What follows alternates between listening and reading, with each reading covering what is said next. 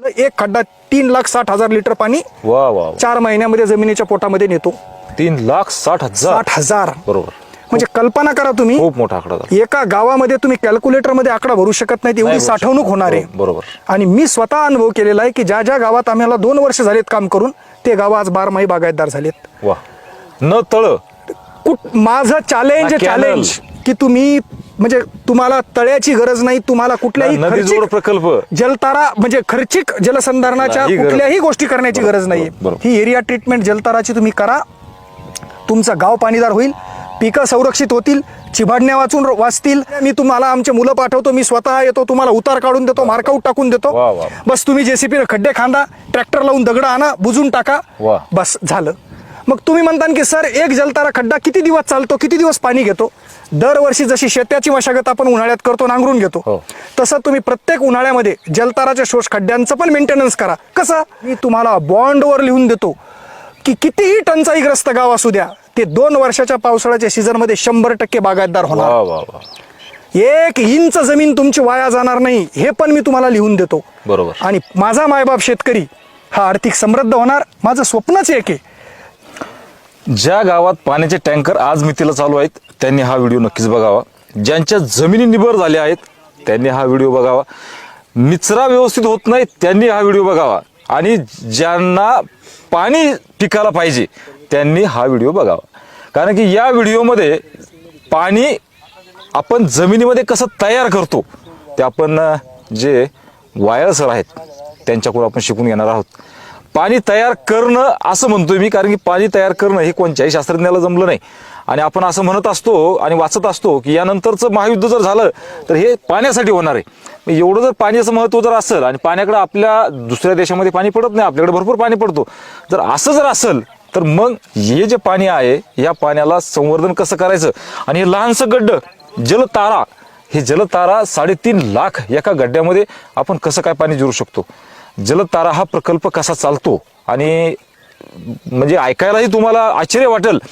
कुठलीही शासकीय योजनेचा लाभ न घेता 86,000 जलतारा प्रकल्प सरांनी पूर्ण केलेले आहे, त्यांच्या टीमनी पूर्ण केलेले आहे. जलतारा हीच पूर्ण त्यांची टीम आहे आणि त्यांनी हे पूर्ण केलेले आहेत. तर त्यांची आपण ओळख करून घेऊ. सर जय गुरुदेव. जय गुरुदेव. जय गुरुदेव. राम राम. राम राम. जलतारा हे सगळ्यांसाठी नवीन आहे आणि हे कसं काम करतं एक थोडक्यात आम्हाला सांगा. माझं नाव डॉक्टर पुरुषोत्तम मयाळ. सर्वप्रथम माझ्या तमाम शेतकरी मित्रांना आणि आज माझी मुलाखत घेणाऱ्या माझे बंधू, माझे मित्र दीपक भाऊंना जय गुरुदेव. राम राम. शेतकरी मित्र, आज शेतकऱ्यांच्या समोर 2च मुख्य प्रश्न आहेत. एक तर पाणी पातळी प्रचंड खोल गेलेली आहे. 50 वर्षापूर्वीची त्या गावची पाण्याची पातळी आणि आजची पातळी याच्यामध्ये प्रचंड तफावत आहे. वरचीवर पाणी खोल चाललेलं आहे म्हणून आर्थिक उत्पन्न कमी झालंय. आणि दुसरा शेतकऱ्यासमोरचं संकट आहे की सप्टेंबर-ऑक्टोबरमध्ये अतिवृष्टी व्हायला लागली आणि हातातोंडाशी आलेला शेतकऱ्यांचा घास हा पाण्यामुळं हातातून निघून चाललाय. बघा, एखाद दिवशी 100 मिलीलिटर 150 मिलीलिटर पाऊस पडतो आणि कापूस फुटलेला असतो, वेचायला येतो, त्याच्या वाती होऊन जातात. सोयाबीन काढायला आलेलं असतं, गुडघ्या इतकं कमरा इतकं पाणी साचून राहतं, ज्याला आपण व्यवहाराच्या भाषेमध्ये म्हणतो रान चिबडतं. आणि मग अशा प्रश्नातून शेतकरी हवालदिल झाला, निराश झाला, शेती सोडून तो शहराकडे पळू लागला. मग हा मायबाप शेतकरी आपला वाचला पाहिजे, तर नुसता वाचला नाही पाहिजेत, तर त्याला पुन्हा तीच बागायती शेतीचे दिवस आले पाहिजेत, आर्थिक समृद्धता आली पाहिजेत. यासाठी जलतारा या जलसंधारणाच्या एरिया ट्रीटमेंटच्या नवीन योजनेचा आम्ही संशोधन केलं, तिचा शोध लावला. मला आपल्याला सांगायचं आहे की जलसंधारणामध्ये 3 प्रकार असतात. एक लाईन ट्रीटमेंट, दुसरं पाणलोट विकास माथा ते पायथा आणि तिसरी एरिया ट्रीटमेंट. हे सगळे म्हणजे लाईन ट्रीटमेंट असेल किंवा तुमचं पाणलोट असेल, हे काही मर्यादित गावापर्यंत क्षेत्रापर्यंत होऊ शकतं. पण एरिया ट्रीटमेंट ही साधन सामुग्री असेल तर तुम्ही कितीही गावामध्ये करू शकता. आणि मग जलताराचा जन्म कसा झाला याचं म्हणजे विवरण मी तुम्हाला 2 मिनिटात सांगतो. आणि काय आहे जलतारा हे पण 2 मिनिटात सांगतो. की बघा, आज पाऊस पडतो आणि उताराला वाहून जातो, पाण्याला थांबायला जागा नाहीये आणि त्यातल्या त्यात जमिनीच्या भूगर्भात जायला जागा नाहीये. माझं असं संशोधन आहे दीपक भाऊ की पाण्याची साठवणूक ही जमिनीच्या पोटामध्ये खाली आहे, वर नाहीये. वर साठवलेलं पाणी हे कृत्रिम आहे. 40 डिग्री सेल्सिअसच्या वर तापमान गेलं की पाणी 5-5 फुटानं उडतं, बाष्पीभवन फुटाने होतं. उडतं, बरोबर. आणि मग आपण म्हणतो की तळ्यात तास पाण्याची पातळी एवढ्या उंचीवर होती, खाली कशी गेली? खाली कशी गेली? त्याचं ते वाळत गणित- घातलेलं पाणी आपण. Yes. म्हणून जमिनीच्या भूगर्भातला पाणी साठा वाढवणं हा बरोबर. खूप महत्वाचा आहे. बरोबर. आणि मग ही जलतारा योजनेचा शोध लावला. 2020ला मी मागच्या 12 वर्षापासून जलसंधारणावर काम करतो. जलयुक्त शिवारमध्ये काम केलं, नदी पुनरुज्जीवनामध्ये काम केलं, हो. त्याच्यानंतर पाणलोटामध्ये काम केलं. माझ्या गावाच्या परिसरामध्ये 10 गावचा पाणलोट आम्ही विकसित केला, ज्याच्यामध्ये आम्ही CCT, deep CCT, LBS, compartment bunding अशा वेगवेगळ्या 18 प्रक्रिया केल्या. बरोबर. पण माझं समाधान होत नव्हतं. बरोबर. कारण मी ज्या काही परिक्षेत्रामध्ये कर्मभूमी राहतो मंठा, परतूर, जालना, इथं 245 गावाचं हे परिक्षेत्र आहे. यातले 200 गावं टंचाईग्रस्त बरोबर आहेत. आहे. डिसेंबरमध्ये टँकर येत आहे. मी म्हणत होतो की हे 200 गावं बागायतदार झाले पाहिजेत आणि पाणीदार वा. झाले पाहिजेत. मग मी ऐकलं होतं की विहीर पुनर्भरण केलं जातं, त्याच्या भोवती शोषखड्डे घेतल्या जातात, बोर पुनर्भरण केलं जातं, त्याच्या भोवती शोषखड्डे घेतल्या जातात. मी विचार केला की आपण जर शेताचंच पुनर्भरण केलं वा. तर शेतातलं पाणी हे बाहेर जाऊ द्यायचं नाही आणि जमिनीच्या भूगर्भात न्यायचं. बरोबर. आणि मग मला जलतारा ही योजना सुचली. वा. मग याच्यावर मी संशोधन करत गेलो, बारकावे शोधत गेलो, त्याच्यात आणखीन सुधारणा करत गेलो. बरोबर. आणि मग मी ठरवलं, कारण मी असा प्रयोगशील माणूस आहे की कोणताही प्रयोग मी माझ्यावर करतो अगोदर. बरोबर. मला 50 एकर शेत आहे वाटूरला. हो. माझ्या आजोबानं शेती केली त्यावेळेस बागायती होती. वडिलाकडे आल्याच्या नंतर 35 वर्षामध्ये कोरडवाहू झाली. बरोबर आहे. 15 एकर राम माझं वड्याच्या काठीला आहे, ते चिबडायचं. बरोबर. त्याच्यात रब्बीचं पिकच माझ्या वडिलांनी कधी घेतलं नाहीये. तसं नव्हतं. एकच पीक घ्यायचे फक्त खरीपाचं. बरोबर. मग मी 50 एकर मधल्या 50 कोपऱ्यांना याचं विवरण सांगतो की काय आहे जलतारा. उदाहरणार्थ 1 एकरचं क्षेत्र आहे ज्याच्यामध्ये पाऊस पडायल्यावर पाणी वाहून जातं. हो. तर ते पाणी सगळ्यात अगोदर एका कोपऱ्याला उताराला जाऊन थांबतं. बरोबर. त्या उताराला थांबल्यावर हो. त्याला जर जमिनीत जायला जागा नसेल तर बांध फोडून ते खाली जातं, माती वाहून घेऊन उताराला निघून जातं. हो, हो. याच्यामधलं संशोधन आम्ही असं केलं शेत पुनर्भरणाचं की ज्या कोपऱ्याच्या उताराला पाणी जाऊन थांबणारे हो. त्या उताराला 4x4 आणि 6 फुटाचा एक शोषखड्डा केला. बरोबर. त्या शोषखड्ड्याच्या माध्यमातून एक ड्रेनेज केलं आणि ते पाणी जमिनीच्या पोटामध्ये जावं. बर. मग त्याच्यात सुचलं की जर याला असंच उघडं ठेवलं तर 2 पावसामध्ये माती जाईल आणि खड्डा बुजल. बरोबर. मग डोकं लावलं की याला दगडानं भरून घ्यायचं, म्हणजे माती वरच थांबल आणि दगडाच्या सांधीतून पाणी नारसाळ्यासारखं खाली जाईल. बरोबर. आणि ते प्रयोग सक्सेस झाला. बर. मग त्या पूर्ण खड्ड्याला 1 ब्रास दगडानं भरून घेतलं. बरोबर. माझ्या शेतात 50 खड्डे केले, 50 ब्रास दगड टाकून बुजून घेतले. बरोबर. माझ्या आजोबानं 30 फूट खोलीची विहीर 65 वर्षापूर्वी घेतलेली आहे. हो. एक पावसाळा गेला दीपक भाऊ, एक थेंबही पाणी वाहून गेलं नाही. बरोबर. पूर्ण 50 एकरच्या भूगर्भात गेलं. बरोबर. दुसऱ्या वर्षी म्हणजे ज्या वेळेस माझी विहीर डिसेंबरमध्ये ड्राय व्हायची ती मे महिन्यापर्यंत चालली, म्हणजे एवढी पाणी पातळी वाढली. बरोबर. बरोबर. जे 15 एकर शेत चिबडायचं, बरोबर. त्यात पाण्याचा निचरा इतका फास्ट झाला, कितीही पाऊस पडू द्या आणि कितीही पाणी साचू द्या, 12 तासात खड्ड्याच्या माध्यमातून पाणी जमिनीच्या भूगर्भात जाणार, पाण्याचा निचरा होणार, पिकं संरक्षित राहणार. बायपास सर्जरी झाली. यस. पाण्याची. माती त्याच खुटाणामध्ये थांबल्या जाणार, म्हणजे वरची सुपीकता पण. बरोबर. म्हणजे शेतकऱ्यासमोरचे दोन्ही प्रश्नांची उत्तर आम्ही जलतारातून शोधलेत. पाणी पातळी पण वाढते आणि पाण्याचा निचरा होऊन रानं पण चिबडणे वाचून थांबतात. बरोबर. आणि हेच 2 महत्वाचे प्रश्न आहेत. बरोबर. आणि मग मला ज्यावेळेस खात्री पटली की शेतकऱ्याचे दोन्ही प्रश्न सुटतात, पाणी पातळी वाढते आणि शेतं पण सुरक्षित राहतात, चिबडत नाहीत, मग मी 4 गावाची निवड केली मंठा तालुक्यातल्या: पळसखेडा, मेसखेडा, झाटखेडा आणि पिंपरखेडा, जिथं डिसेंबरमध्ये टँकर यायचेत, जानेवारीमध्ये लोक ऊसतोडीला जायचेत, पाण्याचा थेंब नव्हता. बरोबर. त्या गावात आम्ही प्रबोधन केलं, शेतकऱ्यांना भेटलो आणि त्या ठिकाणी 1400 शोषखड्डे केले. एका पावसाळा गेल्याच्या नंतर लोकांचे फोन यायला सुरुवात झाली की सर, आमच्या विहिरीतलं पाणी उपसत नाहीये. वा. 50 फुटाची विहीर जिथं 10 फूट शेवटी पाणी यायचं, बरोबर. ती 2च पावसामध्ये तुडुंब भरली. बरोबर. 5-5 HP मोटर पंप 12-12, 24-24 घंटे चालू येतं. आनंद वाटू लागला. जे शेवटला चालायचे. बरोबर. मग ठरवलं की आता 50 गावात करू. 50 गावं निवडले मंठा तालुक्यातले डोंगरावरचे की जिथं दूर पाणी दिसत नव्हतं. बरोबर. त्या गावात केलं. आज ते गावं 12 महिने बागायतदार झालेत. बरोबर. मग दुसऱ्या वर्षी 84 गावं केले. यावर्षी 20 गावामध्ये करतोय. आणि याची रचना इतकी सुंदर केली बरोबर. की ज्या गावाची निवड करतो त्याच गावातला एक सुशिक्षित बेरोजगार मुलगा आम्ही याच्यावर घेतो, बरोबर. जलतारा सेवक म्हणून. हो. 7 महिन्याचा हा प्रोग्राम आहे. डिसेंबरमध्ये आम्ही निवड करतो. बरं. या मुलांची ट्रेनिंग घेतो. हो. परमपूज्य गुरुदेवांनी मुलांमध्ये आत्मविश्वास आणणारं, मुलांना एक म्हणजे आदर्श जीवन पद्धती कसं जगतात असं एक प्रशिक्षण आम्ही यांना देतो. आणि त्याच्यामध्ये लिडरशिप क्वालिटीज डेव्हलप करतो. युवक नेतृत्व प्रशिक्षण कार्यक्रमाच्या माध्यमातून जलताराचं ट्रेनिंग आम्ही त्यांना देतो. बरोबर. आणि मग जानेवारी, फेब्रुवारी, मार्चमध्ये आम्ही गावागावामध्ये जाऊन गावाचे सर्वे करतो. याचं एक ॲप डेव्हलप केलेलं आहे, ज्याच्यामध्ये शेतकऱ्यांचे सर्वे नंबर, गट नंबर, पाणी पातळी, विहीर, पीक पद्धती, आर्थिक उत्पन्न, सगळा काही डाटा एकत्र करतो. बरोबर. आणि मग एप्रिल आणि मे मध्ये आमचे मुलं JCB घेऊन शेतकऱ्यांच्या शेतात जातात. उतार काढतात, मार्कआउट टाकतात, JCB खड्डा करते, शेतकरी उत्स्फूर्तपणे दगड आणून भरतात. एका गावाला जर 2000 एकरचं क्षेत्र असेल तर आमचा उद्देश असतो 2000 शोषखड्डे करणं बर. आणि ते भरून घेणं. बर. म्हणजे आलेला पावसाचा थेंबही बाहेर जाऊ नये, पूर्णचे पूर्ण जमिनीच्या पोटात जावं. मग याचे ज्या ज्या गावात कामं झाले त्याचे इम्पॅक्ट असेसमेंट आम्ही थर्ड पार्टी पाण्यावर काम करणाऱ्या संशोधन करणाऱ्या कंपन्यांकडून करून घेतले बर.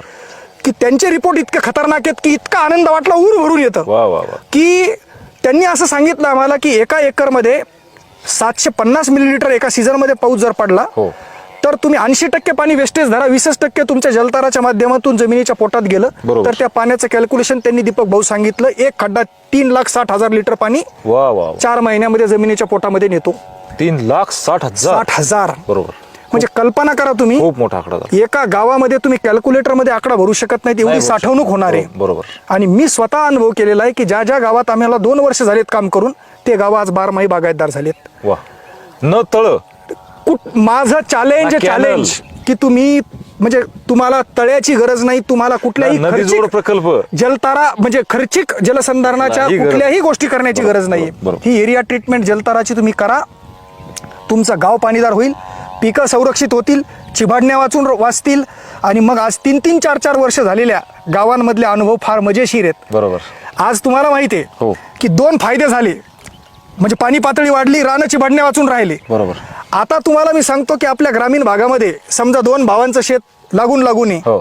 तर त्याचं पाणी याच्या शेतात आलं बांध फोडून, म्हणून दोघांचे भांडणं व्हायलेत. हो हो. भरपूर. मला आज कित्येक गावातून फोन येतात पहिल्या दीपक भाऊ, पावसात ते चालू असतं. बस की ते म्हणताय सर तुमच्या जलतारानं आमचे भांडणच वाचवलं. अरे वा वा. कारण त्याच्या शेतातलं पाणी माझ्या शेतात बांध बरं. फोडून येईच ना, बरं, त्याच्या बरं. शेतात मुरायला वा, वा, लागले, वा. माझ्या शेतातलं पाणी माझ्या शेतात आहे. बरं. म्हणजे असे असंख्य अनुभव शेतकऱ्यांचे ऐकायला भेटतायत.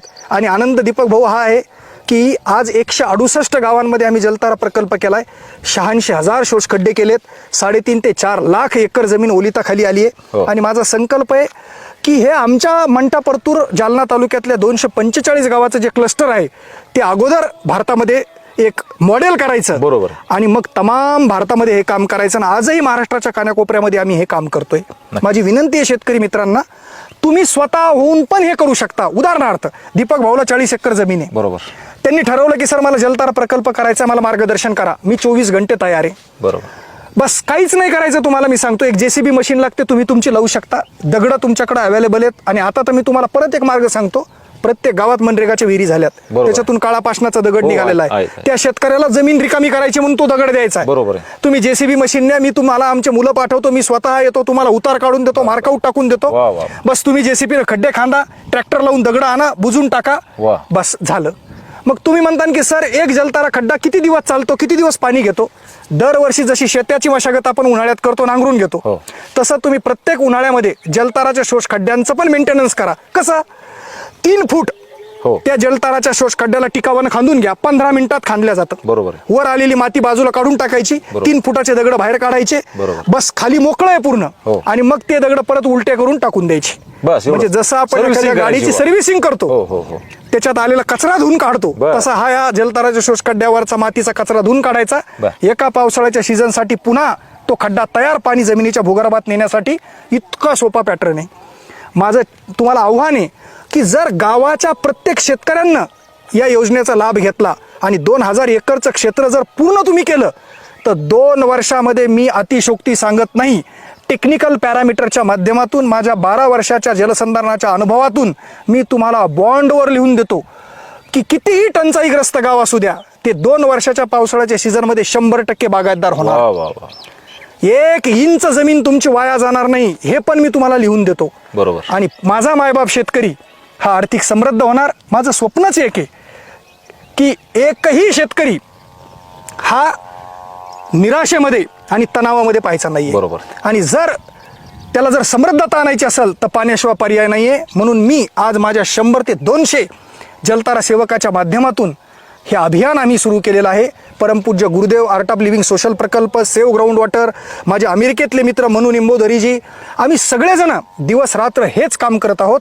म्हणून माझं सगळ्या महाराष्ट्रातल्या, भारतातल्या शेतकऱ्यांना आव्हान आहे दीपक भाऊ तुमच्या माध्यमातून, कारण तुम्ही शेतीसाठी हा जो नवीन उपक्रम सुरू केलेला आहे, माझी शेती माझी प्रयोगशाळा, आपली शेती आपली प्रयोगशाळा. मला आज खरंच आनंद वाटतो की एक शेतकरी एका शेतकऱ्यांसाठी काम करणाऱ्या माणसाला शेतकऱ्यांसमोर आणतोय. माझे आतापर्यंत खूप नॅशनल चॅनलवर इंटरव्ह्यू झाले, पण मला आज तुमच्या इंटरव्ह्यूला देताना म्हणजे अक्षरशः भरून आलंय, गदगद होतंय की आम्ही एका काळ्या रानामध्ये उभे आहोत. आणि आज उद्देश हा आहे आमच्या दोघांचा पण की तुम्हाला समृद्धता मिळावी. बरोबर. आणि निश्चित सांगतो की जलतारा तुम्हाला पाणीदार करणार, जलतारा तुम्हाला बागायतदार करणार, जलतारा गाव पाणीदार करणार आणि जलतारा हजारातला शेतकरी लाखात खेळवणार. जलतारा तरुण मुलांना जे बेरोजगार आहेत, जे व्यवसाय शोधतायत, जे नोकरी शोधतायत, तुम्हाला शेतीमध्ये राजा बनवणार आणि म्हणजे खऱ्या अर्थानं कृषीप्रधान देशाचा तुम्हाला खऱ्या अर्थानं नागरिक म्हणून जगण्याचा हक्क देणार. म्हणून आम्ही दिवस रात्र गावाला पाणीदार करण्याचं हे जलताराचं अभियान चालवत आहोत.